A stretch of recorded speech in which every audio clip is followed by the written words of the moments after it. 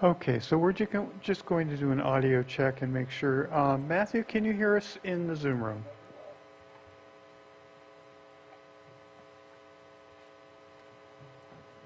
Looks like everything's back on, except I don't think we're hearing. Is Tina hearing? Check, check. Matthew, can you hear us in the Zoom room? I don't see CVG on Zoom. I think you might need to log in unless you're under Sam Houston, but it's not highlighting when we're speaking. The COL, yeah. COLVG, yes.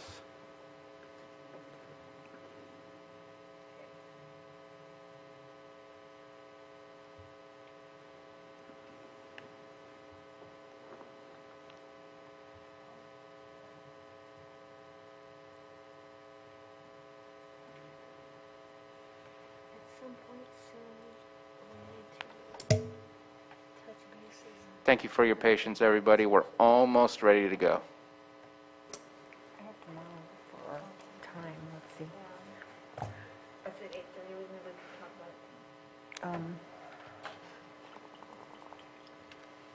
it. Yeah, and if we need more time, I'll push after, I mean, if it's not enough time, I'll push some things tomorrow.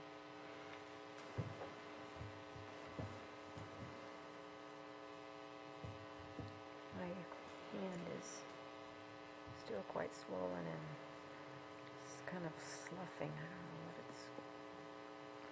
I'd like it to look normal again.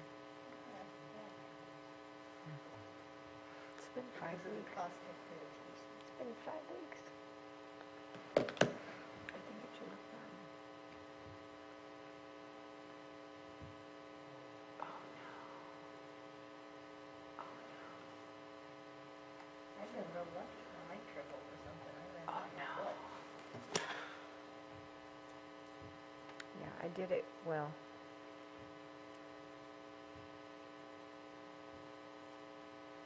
It's not playing. It's horse practice.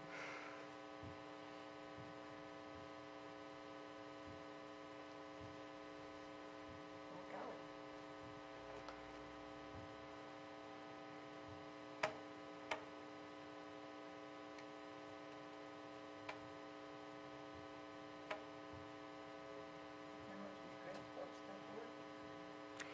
Yeah, and whatever's going on now, I think has nothing to do with the Granicus glitches I was identifying. No, I think we're stuck in a situation where we're just not on the Zoom room, so we can't, our sound is not being pushed through Zoom. And I guess the Wi-Fi just totally crashed in the boardroom or something, the internet connection.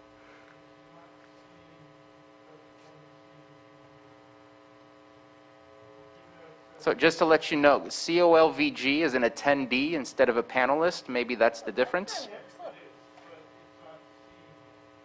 I see it on there, and maybe if we transferred it over to a panelist. That's probably hardwired though, I don't know. Okay. Mr. Rothstein, if it's possible to move COLVG to panelist, please. I don't believe he's hearing.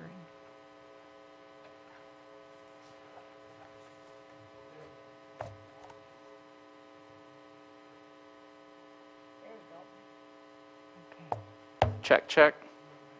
Oh, now we're here.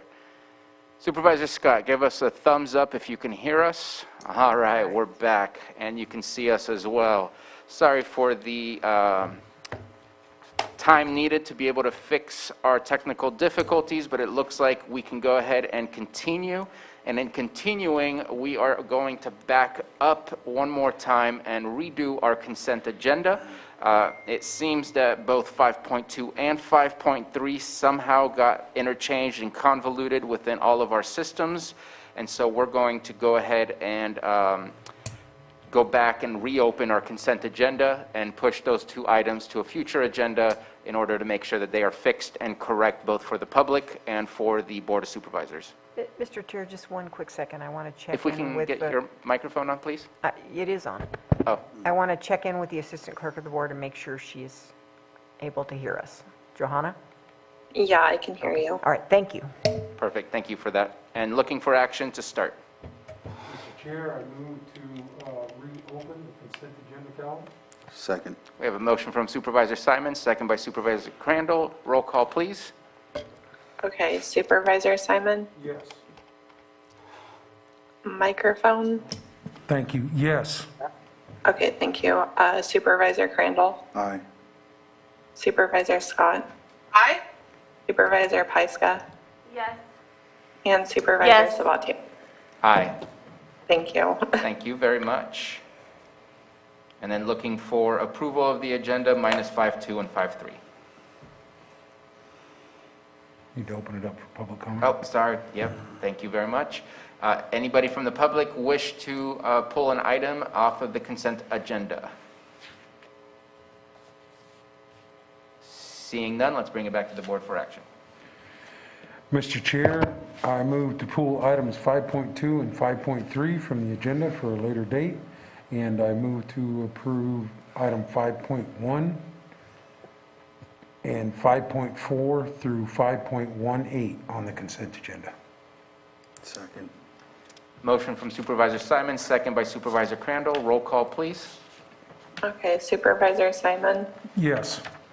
Supervisor Crandall, Aye. Supervisor Scott, Aye. Supervisor Pyska, Yes. and Supervisor Sabatier. Aye. Thank you. Apologize for that confusion, but thank you again to staff for catching those things. I believe the only item we have left is 7.1, Supervisor's Weekly Calendar, Travel and Reports, and let's go backwards and start with Supervisor Pyska. So I have a couple things to report on. Supervisor Simon mentioned earlier about the progress the Risk Reduction Authority is making. A few weeks ago, last month, we started meeting, Tammy Alexei, our North Coast Operations coordinator of the Risk Reduction Authority, started pulling together a few people to talk about grant opportunities and what the best fit is. And I think there was 4 of us on that first call.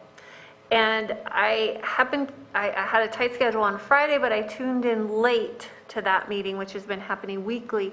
And I think there were 13 people on that call. And now there's a really big spreadsheet, all the grants that are available, people working together, figuring out who's the best fit, who should apply, how can we support everybody else, get letters of recommendation. All of those things are happening right now. So I just wanted to share this, this great synergistic group that we have right now, and it's all because we finally have the capacity with the Risk Reduction Authority. So I think you're going to see a lot of action, a lot of movement, a lot of grant opportunities. This really is just the beginning of what Supervisor Simon and I have been working on for quite a long time. So I'm really excited about that, and hopefully more people will be joining us each week as we look at those opportunities and figure out where those best fits are. Everybody knows by now we have a PSPS scheduled for later today, and just encourage everybody to be ready for that. We have fire weather coming in, so we have our firesafelake.org website has all of the resources that we've pulled together over the years about, you know, preparing your family or home for a fire season. I encourage everybody to start sharing that website, get that out, let everybody know that we have this wonderful resource that it's been years in the making. We finally have it, and it's specifically for Lake County, but it works really for anybody in fire country. So do what you can to prepare today, and for the next couple of months. It's going to be a dicey couple of months. I'm starting to see a lot of businesses take proactive steps to manage with COVID-19 in our community. And I really, I encourage businesses to do this. Do what it takes to protect yourself, protect your staff. And, I know that you can't lose, the businesses can't lose any more productivity, any more closed days, downtime. So I ask that the public, when a business asks you to put a mask on, please do it. Respect their wishes, respect what they need to do to keep their doors open. So that's what I've got. I think Supervisor Simon will report more about our risk reduction meeting yesterday, but that's what I've got right now. Got a couple of things. So, later today, it looks like I have a committee meeting after this. Tomorrow night, Senator McGuire is having a COVID town hall, which we can all tune into virtually. I hope everyone will do that. It should be live on Facebook. And for whatever reason, I have some light days, so I'm going to be catching up on a lot of things. I have a Cauberry Council meeting tomorrow night. There's also a Kelseyville street dance tomorrow night, but I won't be able to make that because I will be at the Cauberry Council meeting. I'm meeting with my new planning commissioner Friday afternoon. Saturday, there's a dinner at Peace and Plenty Farm that I'm really looking forward to. And Monday, I'll be having meeting with our CAO and some dental appointments in the afternoon. On time. Already shared my feelings on that. That's it. Just a reminder, Supervisor, that we're working on scheduling that comprehensive drought meeting with department heads on Friday morning at approximately 8:30, 8:45. Okay, wonderful. Thank you very much for your report. And Supervisor Scott. Yes, today I have an appointment at 3 o'clock with my children, and then attending the city council meeting at 6 via Zoom. Tomorrow, Cannabis Ad Hoc Committee at 3 o'clock. There's a chamber mixer via Zoom at 5:30 that I'm hoping to attend. On Thursday, there's the executive committee of the COC meeting at 9 o'clock in the morning via Zoom. And then behavioral health is having their mental health board meeting from 3 to 5 on the 19th via Zoom. On Friday, we're hoping to go down to Lower Lake for the first scrimmage for football. And then on Monday, the Scotts Valley Community meeting, that's also via Zoom. That's all for me. Thank you very much. And Vice Chair Crandall. Yes, thank you. First, I'll report on the Community Visioning Forum Planning Committee that we had last week. It was a pretty decent meeting, and we got some things nailed down. First off, I think yesterday the RFQ closed for looking for the subcommittee's efforts, or the subcommittee put together efforts to identify a facilitator, and so that closed yesterday, so I'm pretty sure we'll be looking towards that in the near future. And we really nailed down the revised Community Vision Forum Planning Commission guidelines and purpose statement. So it really did. It was really effective, and everyone seemed to be hitting on the same, the same. I don't even know. We're all in the same cylinders. That's what it is. Yeah. Anyhow, so today, pretty sure if we can get finished, we'll do agenda review. Tomorrow, RCRC at 9 a.m. I know I have a Cannabis Tax Ad Hoc Committee 3 to 4, Worth at 5:30. Thursday, Animal Control Director meeting, I think it's at 8:30. And then Friday, I have Lucerne Area Town Hall. And then Monday, CAO meeting, and back here Tuesday. Thank you very much. Supervisor Simon. Yeah, so I'm going to go through my calendar and then go to the report. So BOS meeting today and finishing up, and do have this afternoon a committee meeting with Supervisor Pyska and also community development. So finish that up today. Tomorrow have code enforcement, AVA meeting tomorrow at 1 p.m. It had to be rescheduled, so I'm glad we got that back on and got that out there, so we're going to be moving forward with that. So we're really encouraged about some of the citations and other stuff coming back in September, so we can really address some issues that we have throughout the county. So on Thursday, I have a committee meeting in the morning, and then in the afternoon, I have the State Board of Fire Services. There is also the ESJPA meeting. I know I am on that, but I know that Lars attends that, so we're doing letting that happen. And then in the evening, I have I'm on the schedule to meet with the Central Park Association in Middletown to talk to them about their dormitory and future opportunities for Risk Reduction Authority.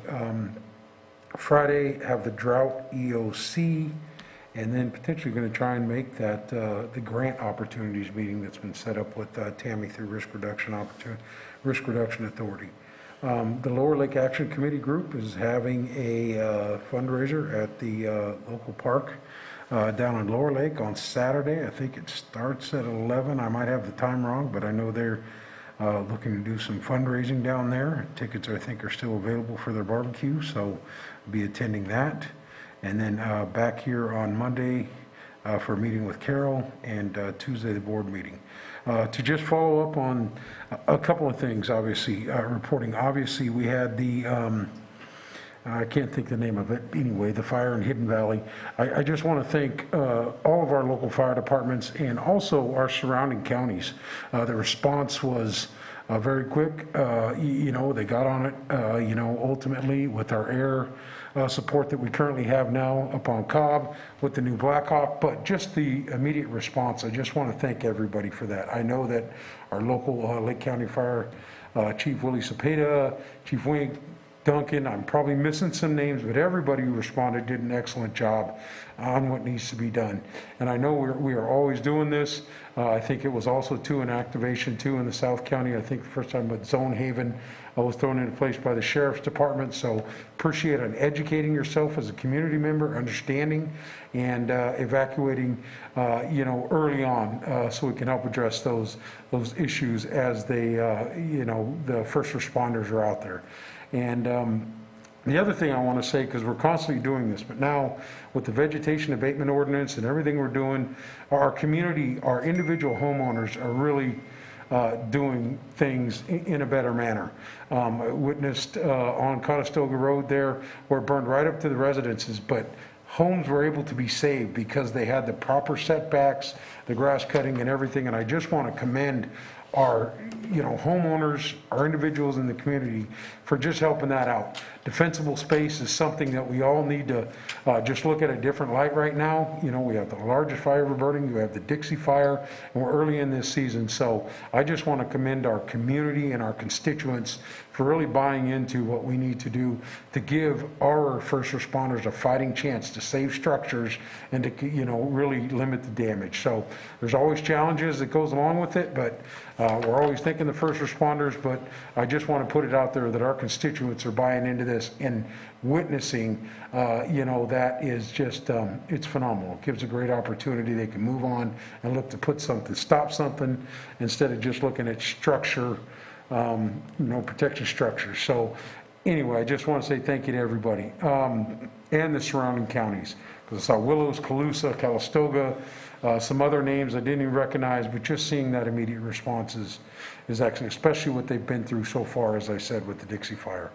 The Risk Reduction Authority meeting, you know, the collaboration is growing. When we started this 2.5 years ago, there's a lot of vision and conversation that went into it, but collaboration is really coming together. I really appreciated everybody pushing hard to get the CMAT process put together, and I know Michelle Scully, everybody who's been coming to the meetings, adding Jessica on as the board, and EJ throughout those conversations to get that here. I just want to say that I really do see us taking those steps in the right direction. Some of that stuff we did today with the NCO support letter, but in the next couple of years, with the updating of the CWPP and everything that's being talked about, we're going to see on-the-ground projects that are happening.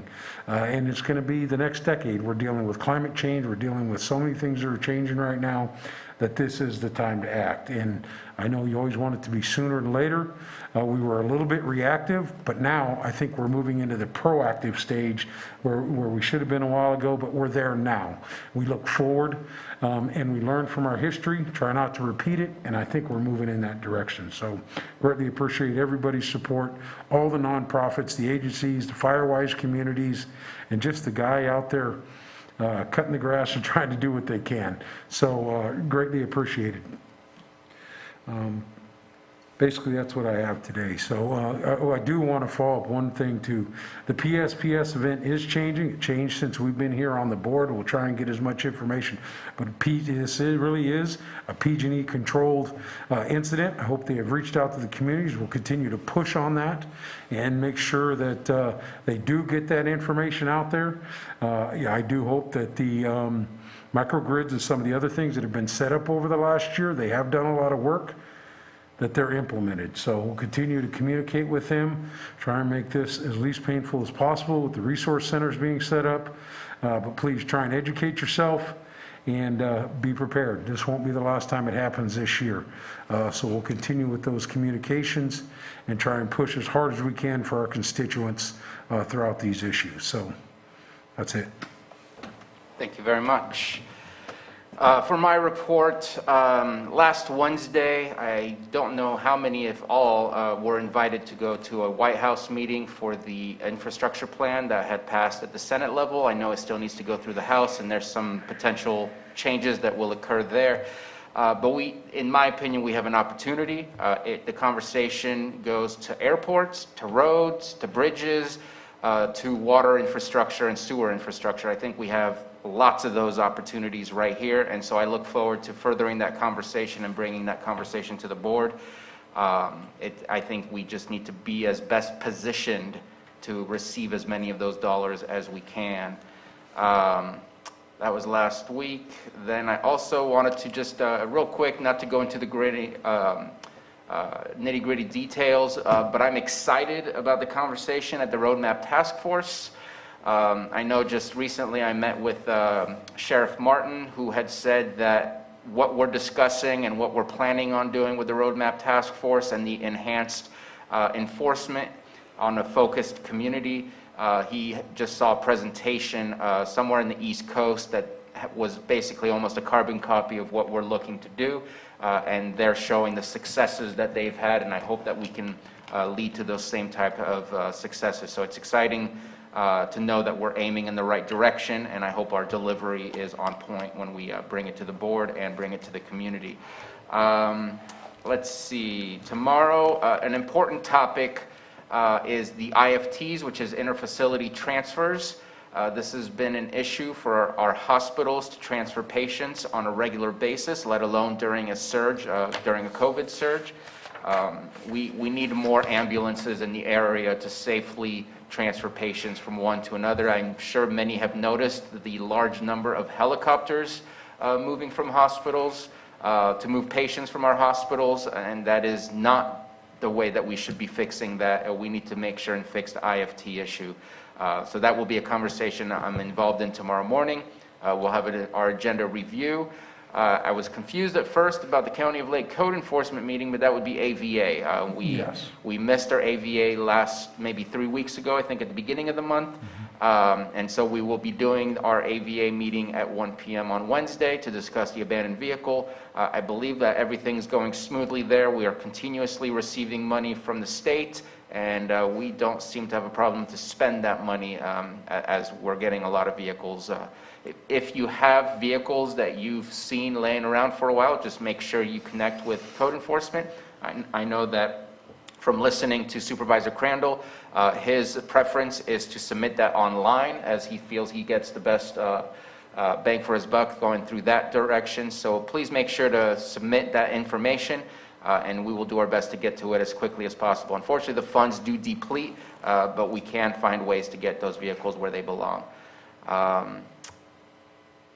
Then if I'm lucky and that meeting doesn't last too long, I'll be able to join the marketing committee over in the city of Clear Lake, where I continue to work on enhancing some of the art projects that we're working on in that area. On Thursday, looks like I have a CSAC call, which is only on Thursdays now for the COVID update from the state, and we'll be at the city council for the city of Clear Lake. Start off Friday with the drought EOC meeting, and then the comprehensive drought planning, which I just received an invitation to right there. On the following week, at this moment, all I have is just meeting with our CAO, but I'm sure some of that will fill up. So that's all I have for today. I believe we've depleted the entire public agenda. And as far as the closed session, we will be tabling 8.1. 8.1 was public employee appointment pursuant to Government Code Section 54957B, appointment of Community Development Director. We will table that for this week, and hopefully that will come back to us on a following date. And with that, unless I missed anything, our meeting is adjourned, and thank you very much for joining us.